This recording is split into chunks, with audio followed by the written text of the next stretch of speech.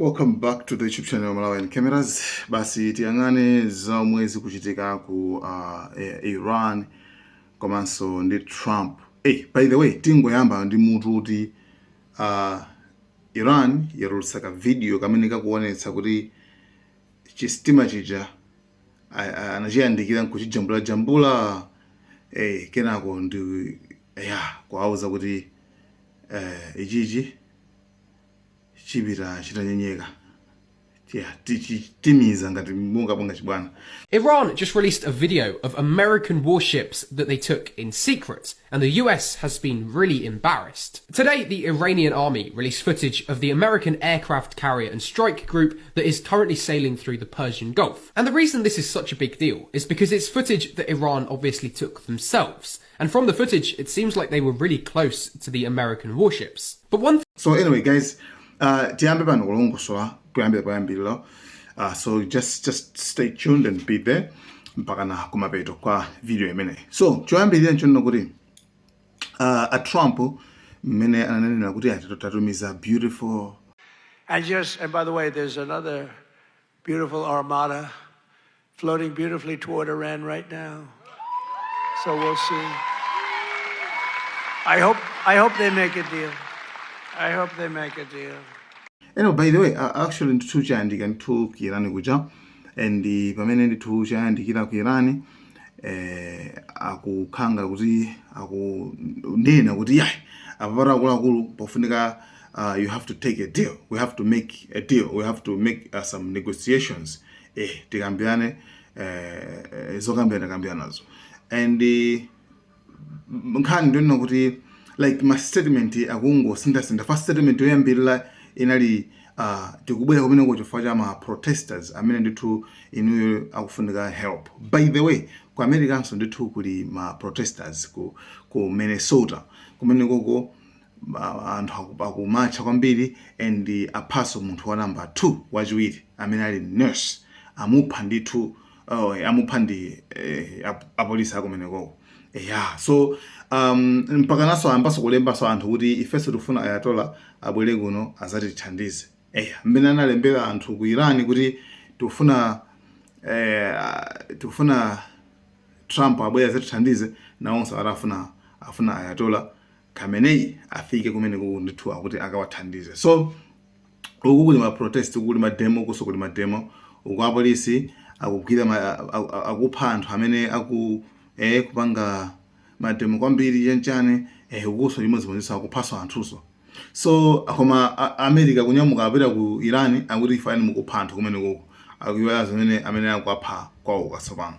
So iyo ndi nkhani makamaka Iran ikupanga execute makamaka ikamene ikupha kunyonga makamaka anthu amene amaona zoti awawa sanabwerere mademo ya komanso awawa ndi otumidwa chifukwa amapezi akwanza kuti anthu aja amatenga futi zenizeni kumawomba ndithu futi zenizeni zicha. Trump anayikira umboni kuti actually amashutana anthu amashutana ma protesters ndi apolisi. So iyo ndi nkhani imene makamaka iyo yambirira imene America imapitira ku Iran akuti kukapulumutsa ma protesters. So nkhani nja after afika ku Iran kucha inayamba kusintha akuti timafuna mbutiuze tofuna tipereka 15 million kwa munthu amene angatiuze kuti Iran ikumatulutsa bwanji mafuta kumagulitsa. For Iran yo tinayipasa sanctions, ma sanctions zibalo zoti iwo asamagulitse mafuta ako kumayiko ena. Ndi akufuna adziwe zoti kodi Iran yo ikumagulitsa bwanji mafuta kumayiko ena. So imene so looks like ndi nkhani so inaso imene si imene anapitira ija. So nkhani zo zingochulukirabe. So nkhani naso imene akubwereraso akuti ambaso kufunsa kuti kodi tipange ma negotiate kodi za nuclear deal tibwereso patebula oso likambeni za nuclear. It's like Iran ikasaini kuti ifeyo sitizakhalanso ndi nuclear kuyambira mpaka kale kusaina ndithu kenako ndikumalola chinaja amene atomic agency oyang'anira za nuclear kenchanacha apite. Komanso apapa Netanyahu waonjezera akuti osati nuclear yokhayi komanso ma missiles chifukwa Iran imapanga ma missiles onena kuti missile kuchoka kuenda mtunda kuchoka ku Iran ukafika ku Israel mwamba. No, that's like too much. nde kukuoneka zoti ma long range missiles iwa mabombo atala uluka mitondo italilali it's like too much akumasa kuopsa kwambiri. Nda Iran ili ndi mabomba ndithu opsa ndithu ngakhale kuti nyuki anayiletsa koma mabomba opsa alipo ndithu ndi iwowa akuti tabaneso a Iran kuti asamakhaleso ndi mabomba ngati amenewo. So ma demands akuchulukirabe ndi pamene iwo chinthu chafika ndi akuona ngati kuti pena kuti Iran ikhaso pano idzinjenjemera kuti basi tibwese ku negotiations kuti okay, anyway, let's see Iran zimene yachita pambuyo pakuti izi zitatero. Iran first of all inatumiza kaye drone ku chi Abraham Lincoln chimene chichi. Komano chi Abraham Lincoln ichi muna make ena sakuchidziwa bwino kuti chi Abraham Lincoln chinchorani. Actually, first of all, number one, chi Abraham Lincoln chi system chimene chichi, it's like a mobile airport. Ndi airport ndithu yoyenda ifandege zimolukira pene popo. Ndi airport yoyenda. One zimene tufuna tichidziwe kaye chinthu chichizukuti. Number two, chinthu chimene chichi ndi chiopsa ndithu chifukwa chitha kunyamula 90 aircrafts. Ndikuti ndege 90 kuyima pamene pachapo ndege tankhondo ticha 90 tu osati 9 koma 90 titha kukhala mwamba pachapo ndithu fyu ndikumapita ndikumakamenya nkhondo. Ali ndi ma nuclear reactors two nuclear reactors chimene chichacho sichibwana yayi. So ali ndi long and short tena kuti majana ma search radars ndi akauniuna amene amaunika pafupi ndi patali, right? Long and short radars, search radars amaunika kuti chana kulijano zonsezo chimenechi ndithu chokha chimaoneka chimene chimakhala ndizo ndizosiyanasiyana chopya chimaona patali kwambiri. Koma apapa Iran I think inajamitsa kena kuchinafika pakati pa zinamveka zoti sichikuoneka pa radar. One, anthu amona ngati kuti kuti icho chitika njani ndikanako settlement yawo yasinthira akuti anazimisa dala kuti chisamaoneke. Ndi I don't know kuti like for what. So I think mina ngovomereza kuti anachijamisaso network anajamisa network the way anajamisira network ya Starlink ya uyu Elon Musk. So by the way izo zili makati umboni when kwambiri izo ndi zimene zinachitika komano zizi zozemazi ndi nzona de koma sabuzo reason kuti sichimaoneka parada anazimisa okha kapena Iran ndi imene inazimitsa. Hapa na bado siringa kupasani fatu kupasani nkhani zenizene za clear. So komano tita mwina kungopeneka kuti mwina anazimisa ifukwa maybe this is the time iyi ndi nthawi imene Iran inapita kukatenga video chimene chimulika bwino kuchiona kana basi kutenga ma pictures njani basi komano undetected. Drone yo osaoneka ndi chomalizira chinthu mechi ndi jamming system. Chimajamisa system network chimajamitsa like machitumizira mabomba achitha kuwapanga divert kupita kwina, right? So chinthu chake ndi chimene chechi ndithu chi Abraham Lincoln. I don't know kuti why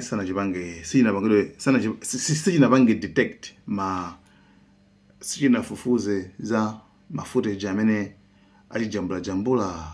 So Iran itamaliza kupanga zimene zizi panabwera warning yayikulu kwambiri yona kuti akuluakulu iniyo mukangotipanga attack ndi kuti ifeyo ilitenga kuti it's a full scale war, ikhala nkhondo ndithu yokhazikika. Okay, so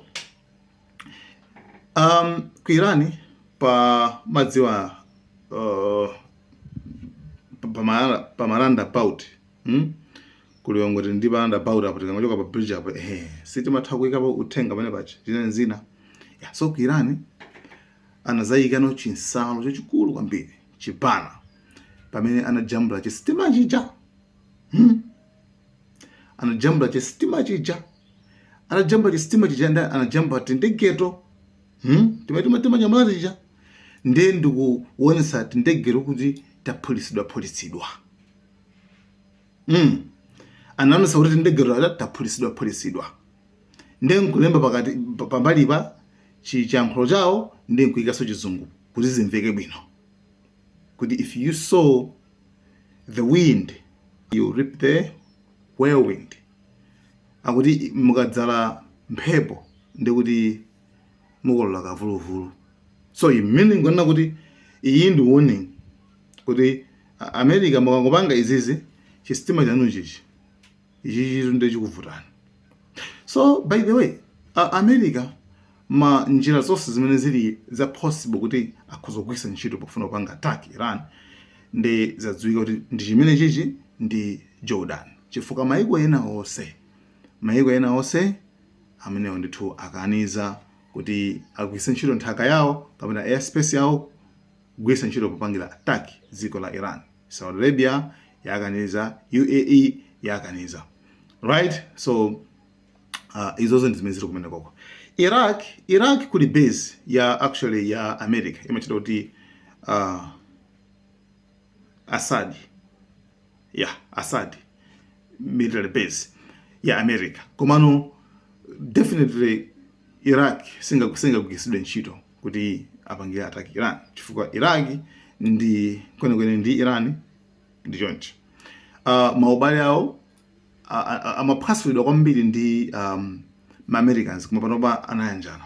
So Zambia amapangira limodzi, Iraq, Iran ndi ma neighbors. And pakali panopa ku Iraq anthu amba kulembetsa kale panopa tikwenda pano amba kulembetsa kuti akupita ku Iran kuti akapange defend akateteze dziko la Iran. Amba kulembetsa anthu ndithu akumalembetsa mene koko ku Iraq iko. And mpamenenso anthuso afterwards akufuna kuti zisankho afuna avote, right? So kuli prime minister wina amene poyamba panalipo kale koma amadana kwambiri ndi America chifukwa kuidziwa bwino ndi imene aononga Iraq. Panopa anthu akufunanso imweyo ndi America. Why? Chifukwa azindikirana kuti America idu after all these years yapangako chana ku Iraq kupatula kuba mafuta ndi kungosokonezako. So anthu pawo kasopano kuphunzira they have learned a lesson in a hard way. Aphunzira lesson in a hard way. Chifukwa anozoti America bebe imeyachita ku Iraq. And iwo akufuna asankhe amene akuti Nuri al-Maliki amene anali prime minister poyambirira afuna muvotelenso pamene Trump akubwera sandika message kawo akuti ndamva zoti kumene mufuna muvotere Nuri al-Maliki chanchani dziko lanu losilipira makuti silipira patsogolo ligwa bla bla zambiri mbiri zoyankhula kumene kuja ku Iraq kuja nkhani yake afuna apange control azipangabe control dziko lanu wake. Then madaba kuti sovereignty ili kuti kodi tikamati dziko li ndi sovereignty kodi dziko li ndilo ima paloka tikuzomanga disino paloka zimene zizi zamaipa mokha when it comes to background nzabodza asena anthu asankhe munthu amene akumfuna, right? Anthu aonaoka something anthu anachosa DPP boma pyu after kujusa mboma DPP ndokubwesa MCP ila zoti zija katatu anthu sokha sanaona soti ababa MCP ara edinamiza. Yes, anthu akusankhaso ndi Trump sangabwe nkona kuti ndaona zoti mu masankhaso munthu ina amene muna anali kale uja Peter uja ndi bana bamusabange zimenezo sizingatheke aliyese ayindi ufulu upanga chimene akufuna. So kumene kuku ndikone zoti sungakwerengera mabase ena amene ndithu mukudziwa kale kuti even for Iran yasitina kuti inazungulidwa kale ndi ma-Americans. Kuzungulidwa kwa Iran ma-Americans meaning kuna kuti Iraq kuli base yawo ma-America, Kuwait, Kuwait the opposite Iran, so it's like kuli kuwase like around Iran yazungulidwa ni base ama-Americans, right? So izo ndi zimene zilipo koma pakati lipano Trump mpaina amayankhula ma statement iso ena osiyana akuti hayi apano ndona ngati Iran ikuonesa positive chanchani response kuti they should avomere deal tikambirane makuti mokuzira ndi zina. No, Irani sinavomere za deal ineyi yonse. Irani ikunena kuti ngati mukufuna nkhondo tenayo ni Irani imabwereza kunena kuti ife na bully munthu wopanga bully anzake ife silizamgwadira. We will never bow down. Amaninato even kutakhala kuti tiphedwa even zitakhala kuti tiphedwa koma ife silizakhala busy panoti pasi Trump imwe America imweyo kuti wa dada amamenya kuposa wina aliyese padziko pasa zimene zozo and Irani imene kuti sizingatheke. Ayatollah Ali Amri Khamenei, supreme leader wa Iran, wayankhula statement awiri. Statement yoyamba wanena kuti palibe superpower pa dziko lapansi pano. Kulibe superpower baba kubalwa Mulungu yekha. Mulungu ndiye superpower. Number 2, statement number 2, sitingathawe fa to news channel mwe iyayi wathawa wabisala makuti munthu yosa mudzikomo sanatuluka kumapita ku America mpiro trip yomalizira inali ku China kale muzaka za kale era namusanabadwe samatulukaso. Nde statement number 2 yankhaona kuti ifeyo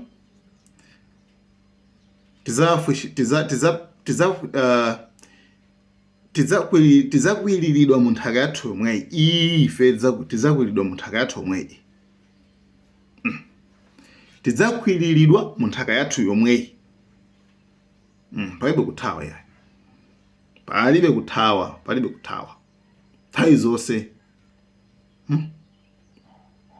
Nthawi zonse ife tizakhala tili muno.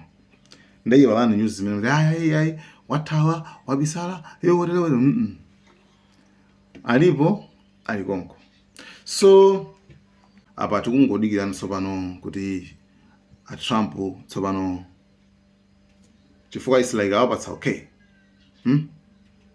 awapatsa okay kuti mutha kupanga zomwe mufuna kupangazo. Kwa mukangopanga imene ndi nkhondo tithibulana tionetsana konkono tione. So mumbonake na amenewo I think ina nango kupasani ka sentence kamene kanalembedwa pa chipana paja koma actually paliso chithunzi chimene chacho cha Abraham Lincoln icho ndi tindege. So iyo ndi nkhani yaku mene kuku America ndi Iran ikayamba tikuzanso kuti nkhondo ija yayamba yashosheka, then tizaona kuti Iran izapanga respond motani. Koma awuzilali kuti taisilani koma ndoti mukhala kuti mukumayamba kwa vuluvulu. So zina mwazikhulupiriro za akuluakulu awawa zakuti amakhulupirira kuti kumwalira uli wolemekezeka ndi bwino kusiyana ndi kukhala ndi moyo komano iweyo uli wonyozeka. Nthawi ina yake tsiku la Christmas mbuzi ankayizinga nde galo ankaseka akuzinga iwe akuzinga. Nde mbuzi nena kuti nankha kuti kuli bwino ndife ndili mbuzi kusiyana kuti ndikhale ndi moyo koma ndili galo. Ndizikhulupiriro za akuluakulu. Iwo akuzolola kuti afe koma sangagonje kuti agonjere achita ma Americans. Sizingatheki zimenezo.